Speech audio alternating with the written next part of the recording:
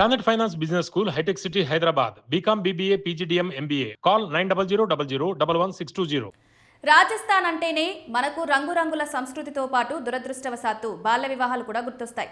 ముఖ్యంగా అక్షయ తృతీయ, రావి పౌర్ణిమ వంటి సామూహిక ముహూర్తాల రోజున వందలాది మంది చిన్నారులకు తెలియకుండానే పెళ్లిళ్లు జరిగిపోతుంటాయి.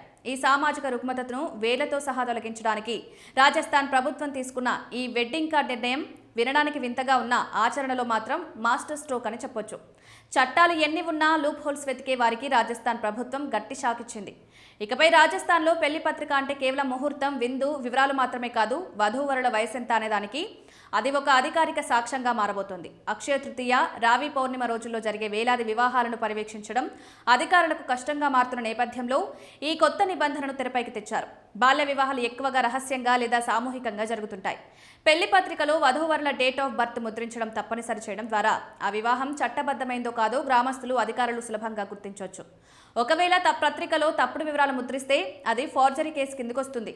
వయసు నమోదు చేయకుండా పత్రికలు ముద్రిస్తే సదరు ప్రింటింగ్ ప్రెస్ యాజమాన్యం కూడా చిక్కుల్లో పడుతుంది.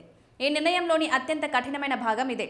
బాల్య వివాహం జరిగితే కేవలం తల్లిదండ్రులనే కాదు, ఆ పెళ్లికి సహకరించిన ప్రతి ఒక్కరిని నిందితులుగా కేసులో నమోదు చేయబోతున్నారు. పెళ్లి జరిపించే పంతులు వయసు ధృవీకరణ పత్రాలు చూడకుండా ముహూర్తం పెడితే కటకటాల పాలవలసిదే. ఇక బ్యాండ్ మేళం, వంటవారు, టెంట్ హౌస్ యజమానులు, ఫోటోగ్రాఫర్లు వీరంతా పెళ్లికి ముందే వధూవరుల వయసు నిర్ధారించుకోవాలి.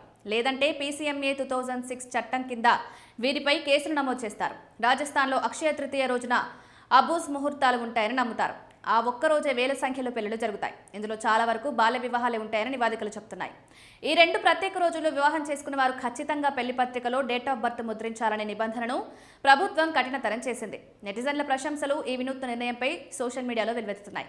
ఒక చిన్న మార్పు పెద్ద సామాజిక మార్పుకు దారితీస్తుంది అని నెటిజన్లు కామెంట్స్ చేస్తున్నారు.